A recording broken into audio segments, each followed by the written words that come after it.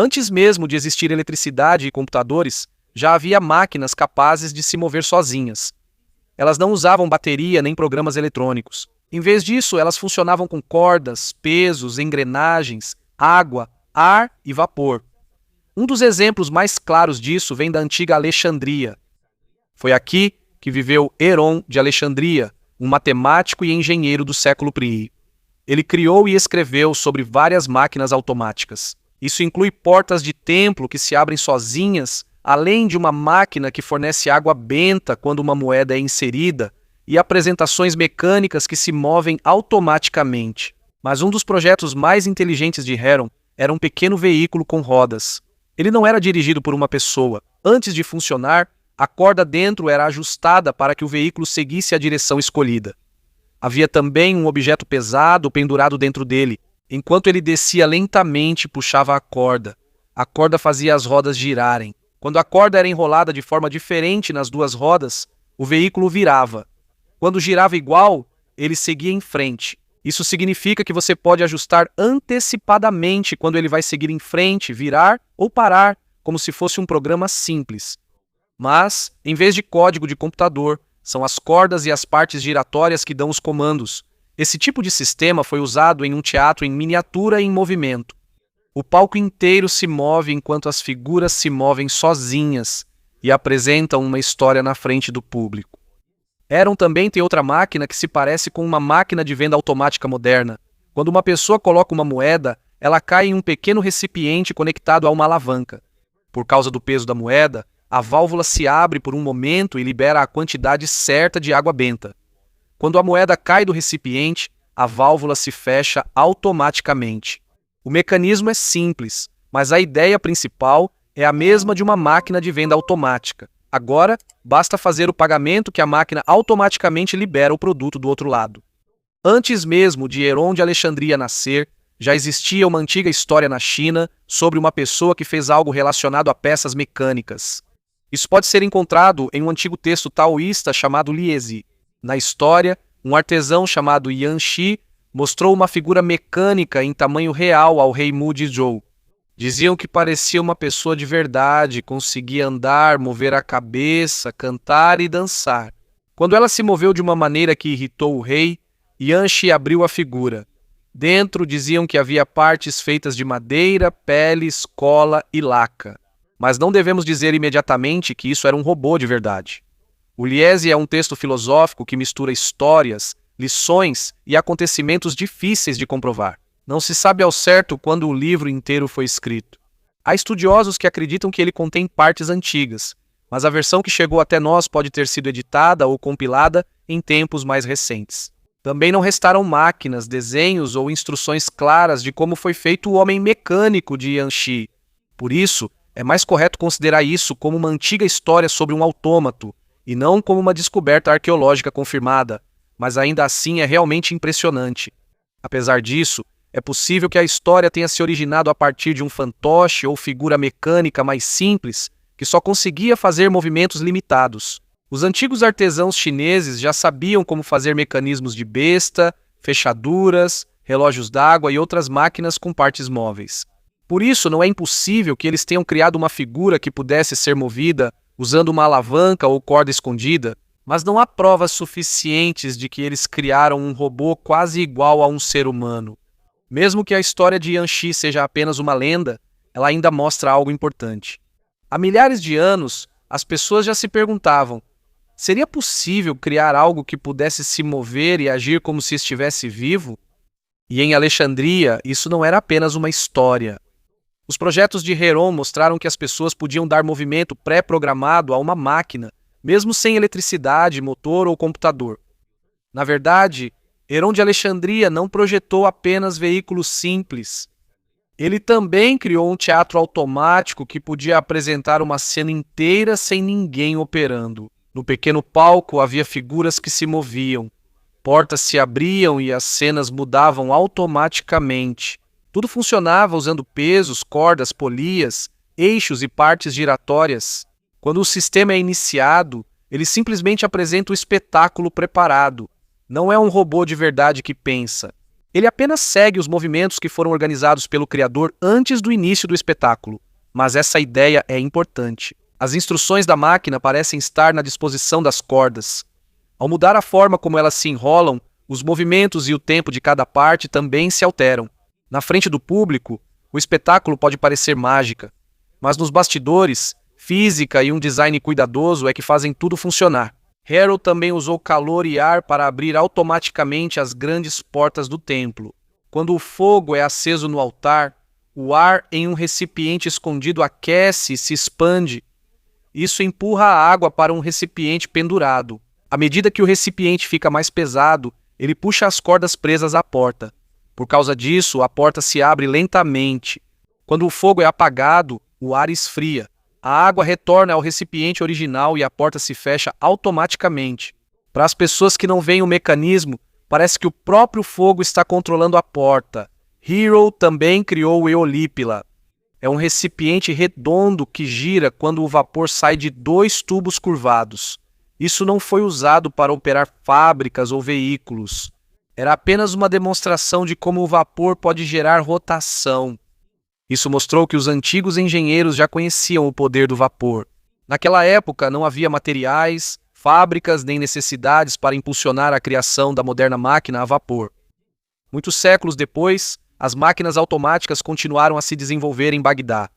No século IX, viveram os irmãos Muhammad, Ahmad e Al-Hassan, mas eles são mais conhecidos como Banu Musa. Todos estudaram matemática, astronomia e engenharia.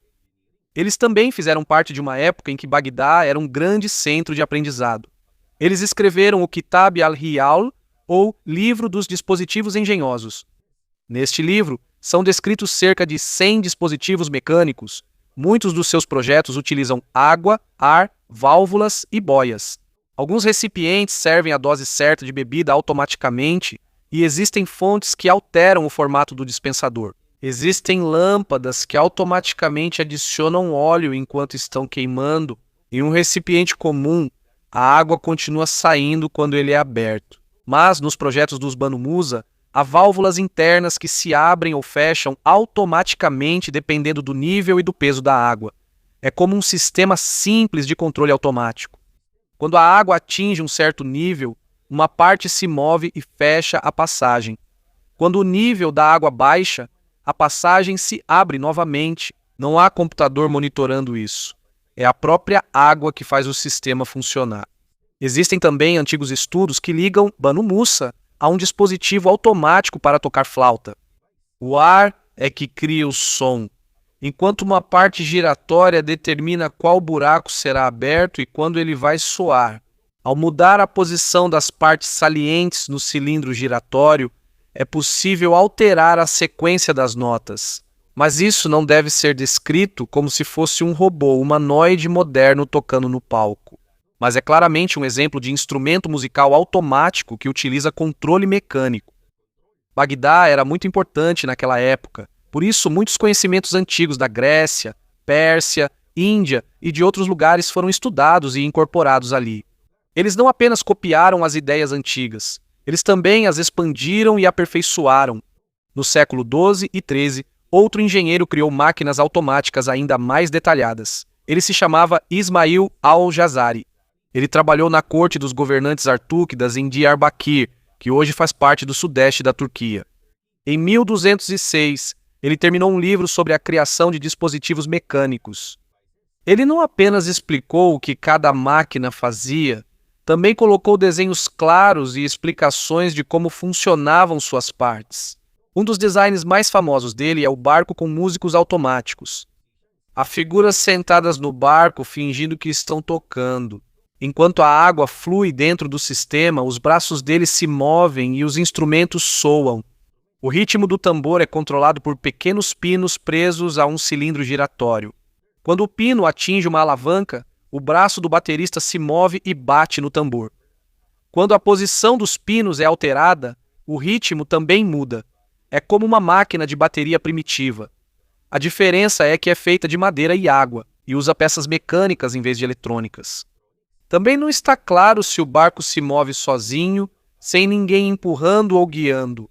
O que está claramente descrito no projeto é a performance automática dos músicos enquanto estão no barco. Al-Jazari também criou dispositivos automáticos para lavar as mãos. Em um dos projetos, há uma figura derramando água. Depois de usar a água, outra parte fornece sabão e toalha na ordem correta. Ele também fez grandes relógios de água com figuras, pássaros, sons e vários movimentos à medida que o tempo passava. Um dos mais conhecidos é o relógio do elefante. Ele tem uma grande figura de elefante. Em cima dele há pessoas, dragões, pássaros e outras figuras mecânicas. Dentro há um recipiente que vai afundando lentamente na água. O movimento dele é o que inicia o próximo movimento de todo o relógio. Quando o tempo previsto se esgota, as figuras se movem e um som pode ser ouvido. Depois, o sistema retorna para começar de novo. Não é porque esses dispositivos têm inteligência. O verdadeiro talento está em quem os criou. Ele precisa planejar exatamente o tempo, o peso, a força da água, o tamanho do buraco e o movimento de cada parte. Se uma medida estiver errada, a água pode correr mais rápido, o som pode atrasar ou a figura pode não se mover. Por isso, as máquinas automáticas de Hero, Banu Musa e Al-Jazari não eram apenas brinquedos para os ricos. Eles mostraram que uma tarefa difícil pode ser dividida em pequenas ordens. Primeiro, uma válvula vai se mover. Depois, a roda vai girar. Ao puxar repetidamente a corda no final, a figura se move. Essa também é a ideia principal da automação hoje em dia. Uma sequência ordenada de comandos executados por uma máquina sem a necessidade de ser monitorada a cada movimento. Al-Jazari tem outro design importante que ainda é usado em muitas máquinas hoje em dia. É a manivela e a biela. Ele transforma o movimento rotativo contínuo em um movimento de vai e vem. Por exemplo, quando uma roda gira, ela pode empurrar e puxar um pistão. Al-Jazari usou esse sistema em uma bomba d'água no início do século XIII. O mesmo princípio ainda pode ser visto em bombas e em veículos que usam motores de pistão. Mas isso não significa que todos os motores modernos tenham se originado apenas dele. Muitos outros engenheiros ainda acrescentaram e aprimoraram o design nos períodos seguintes. Mais de 500 anos depois, um engenheiro francês criou figuras automáticas que quase se moviam como se estivessem vivas. Ele se chamava Jacques de Vaucanson. Em 1738, ele apresentou em Paris um flautista em tamanho real. Não havia uma caixa de música escondida dentro dele. A figura realmente fazia o ar passar pela flauta enquanto seus dedos mecânicos cobriam diferentes buracos. Havia foles dentro que funcionavam como pulmões. Eles controlavam a força com que o ar saía da boca da figura. Os dedos dela se moviam de acordo com um padrão pré-definido. Por causa disso, ela conseguia tocar 12 melodias diferentes. Isso também foi analisado pela Academia Francesa de Ciências. Eles viram que era a própria flauta que produzia o som, e não um instrumento escondido dentro do corpo. Vaucanson também criou outro músico que tocava flauta e tambor, mas a sua criação mais famosa não era uma pessoa. Era um pato mecânico. Era feito de metal e conseguia mover o pescoço, as asas, o bico e as patas. Ele bebia, comia grãos e fazia sons como um pato de verdade. O mais surpreendente é que, depois de comer, ele soltava algo que parecia fezes. Por causa disso, muitos que assistiram acreditaram que o pato realmente digeria a comida que engolia. Mas isso também era um truque, pois o grão que ele comia ia para um compartimento separado. O que saía por trás já estava preparado. Isso já havia sido colocado antes da demonstração. Assim, a digestão não ocorria realmente no pato. O segredo era só a forma como os dois compartimentos eram escondidos. Isso não diminui o talento do criador. Ainda é muito difícil coordenar os movimentos do pescoço, bico, asas, pernas e outras partes para fazer com que um animal de metal pareça estar vivo. Isso também mostra o que os engenheiros daquela época queriam saber. Quantos movimentos de um ser vivo poderiam ser imitados por uma máquina? Com o tempo, o pato original foi danificado e se perdeu. O que restou foram apenas desenhos antigos, descrições e réplicas feitas a partir dos registros sobre ele. O trabalho de Vaucanson também não terminou no entretenimento.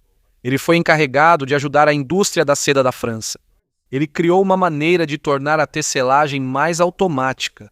Ele fez um tiar que usava partes perfuradas para controlar qual fio iria se mover. O design dele não foi totalmente bem sucedido naquela época, mas algumas ideias dali foram posteriormente aprimoradas no tiar Jacquard. No tiar Jacquard, Os furos no cartão determinam qual fio será levantado. Quando o padrão dos furos muda, o desenho que aparece no tecido também muda. É como se fosse uma instrução escrita usando furos. Esse sistema se tornou importante na história da computação, porque mostrou que as instruções podiam ser colocadas em um objeto físico e lidas por uma máquina. Não é correto afirmar que Vaucanson criou o primeiro computador. Seu trabalho com têxteis foi só um dos passos para o desenvolvimento de máquinas programáveis mais avançadas. Enquanto Vaucanson criava animais automáticos na França, uma família de relojoeiros suíços estava preparando uma figura ainda mais complexa. Eles eram a família Jacques-Jacquedros. Na década de 1770, Pierre-Jacques Jacquedros, seu filho Henri Louis e seu colaborador Jean-Frédéric Lechot criaram 3 famosos autômatos. Há um músico, um artista que desenha e uma criança que escreve. O mais famoso deles é o escritor. É uma figura de uma criança sentada em frente a uma mesa. Ele segura uma caneta e há um papel à sua frente. Quando é acionado, ele aproxima a caneta da tinta, remove o excesso de tinta e começa a escrever. A mão dele se move devagar. Seus olhos e cabeça também seguem a ponta da caneta. Ele não se limita a copiar apenas uma palavra fixa. Há um sistema dentro dele que pode ser ajustado para escolher as letras. Por causa disso, ele consegue criar mensagens de até 40 caracteres. Dentro do seu corpo há milhares de pequenas peças. Existem cames que controlam cada movimento da mão, para cima, baixo, esquerda, direita, e quanta força aplicar ao pressionar a caneta no papel. Como a escolha das letras e os movimentos da mão são separados, pode ser considerada uma das primeiras máquinas de escrita programáveis. Ela não compreende suas ações. Ao escrever as palavras, ela também não tem mente própria. Ela apenas executa exatamente as instruções que o criador colocou dentro dela. O escritor e os outros 2 autômatos, Jacques-Droz, permanecem no Museu de Arte e História em Neuchâtel, Suíça. Eles são cuidados como exemplos importantes da engenharia do século XVIII. Por fora, parecem apenas brinquedos de pessoas ricas, mas por dentro, eles mostram uma ideia que ainda é importante até hoje. Escrever, tocar e desenhar podem ser divididos em muitos movimentos exatos, e então, fazer com que uma máquina execute esses movimentos. O escritor é ainda mais complicado do que parece por fora. Quando a caneta chega ao final da linha, a mão automaticamente retorna ao início. Quando precisa de mais tinta, ele mergulha novamente a caneta na tinta. As letras também não parecem ter vindo de uma impressora. Cada uma tem traços grossos e finos. É como se fosse realmente escrito à mão. Dentro do corpo dele há milhares de pequenas peças. Cada movimento da mão, da cabeça e dos olhos é controlado por partes separadas. O mais impressionante é que a mensagem que ele escreve pode ser trocada. Há um sistema giratório dentro dele que determina qual letra será feita e qual é a ordem correta. Ele consegue escrever mensagens de até 40 caracteres. Ele não entende o significado das palavras, mas pode receber novas instruções sem que seja necessário mudar todo o mecanismo. É por isso que o escritor é considerado um dos primeiros autômatos programáveis. Junto com ele, no museu, estão mais 2 figuras feitas por Pierre Jacquedros, Henri Louis Jacques Jacquedros e Jean-Frédéric Lechot, entre 1768 e 1774. A primeira é o desenhista. Também é uma figura de criança, mas segura um lápis. Ele é capaz de fazer 4 desenhos diferentes. Inclui o desenho de um cachorro, um retrato real e uma cena de Cupido montado em uma pequena carruagem. Enquanto desenha, ele para de vez em quando e sopra o papel, como se estivesse tirando o pó do lápis. O segundo é o músico. É a figura de uma mulher sentada em frente a um pequeno órgão. Ela não está apenas fingindo que está tocando. Ela realmente pressiona os dedos nas teclas para produzir o som. Ela consegue tocar 5 melodias. A cabeça e os olhos dela também se movem enquanto seguem as próprias mãos. O peito também se eleva levemente para parecer que está respirando. Depois da música, ela se curva diante da plateia. Esses pequenos movimentos foram feitos para que as figuras não parecessem estátuas rígidas. Não basta apenas mover a mão. Os olhos, a cabeça, o peito e o corpo também precisam se mover no momento certo para parecerem vivos. Quando os 3 autômatos foram feitos, eles ainda não eram peças de museu. A família Jacques-Droz os usava para mostrar aos clientes ricos e à corte real o quão habilidosos eram na fabricação de relógios e outros objetos mecânicos. Seus produtos foram exibidos em várias partes da Europa. Seus negócios também chegaram a grandes mercados na Ásia, incluindo a corte imperial da China. A maneira como vendiam era inteligente. Em vez de simplesmente dizer que eram bons em fazer relógios, eles mostraram uma criança escrevendo, uma criança desenhando e uma mulher tocando música. Quando um rei ou um rico comerciante via isso, ele imediatamente pensava que, se eles conseguiam fazer figuras tão complexas, também seriam capazes de fazer um relógio maravilhoso. Por isso, os autômatos não eram só um espetáculo, mas também uma propaganda ambulante do talento deles. As 3 figuras chegaram ao Museu de Arte e História de Neuchâtel no início do século XX. Eles permanecem lá como algumas das figuras automáticas mais importantes feitas no século XVIII. Mas isso não significa que eles estejam sempre em funcionamento. Suas peças já são antigas e delicadas. Elas precisam ser monitoradas e consertadas por especialistas para não serem completamente danificadas. Atualmente, o escritor continua em exibição, mas está temporariamente fora de funcionamento devido a um problema técnico. Enquanto isso, continuam as demonstrações programadas do desenhista e do músico. Esses 3 são importantes porque mostram claramente a diferença entre movimento automático e verdadeira inteligência. Eles conseguem escrever, desenhar e tocar, mas não conseguem tomar decisões próprias. O escritor não pode escolher o que quer dizer. O desenhista não consegue imaginar uma nova imagem. O músico também não pode escolher sua própria música. Todos os movimentos deles vêm das instruções colocadas pelo Criador dentro deles. Essa também é a principal limitação. Com tantos sistemas automáticos hoje em dia, um dispositivo pode ser muito rápido e eficiente, mas ainda depende do design, dos dados e das instruções dadas pelo ser humano. Por isso, não é correto dizer que todo autômato antigo é um ancestral direto dos robôs modernos. A tecnologia deles era diferente e eles não tinham eletrônica, sensores ou inteligência artificial. Mas a pergunta que eles tentavam responder era a mesma. Quantas tarefas humanas podem ser divididas em pequenos passos e atribuídas a algo que não é humano? Ao escrever, primeiro é preciso escolher a letra, mover as mãos, pressionar a caneta e passar para a próxima parte. Ao desenhar, deve-se controlar direção, comprimento e espessura das linhas. Ao tocar um instrumento, é preciso pressionar a tecla certa no momento exato. Quando todos esses passos são organizados, uma figura mecânica consegue realizar movimentos que antes só podiam ser feitos por humanos. Foi aí que começou a ideia maior da automação. Não se trata de criar uma máquina que seja realmente viva, mas sim de entender que uma tarefa complexa pode ser dividida, organizada e repetida. A partir da madeira, metal, água e mecanismos de relógio, o ser humano foi aprendendo pouco a pouco como colocar instruções dentro de um dispositivo. Hoje em dia usamos código eletrônico, mas o desafio continua o mesmo. Como você ensina algo sem mente a realizar uma tarefa corretamente? Por isso, os antigos autômatos ainda são importantes. Eles não provam que já existiam robôs avançados na antiguidade. O que eles provam é que as pessoas começaram a pensar sobre automação, programação e imitação dos movimentos da vida muito antes do que imaginávamos.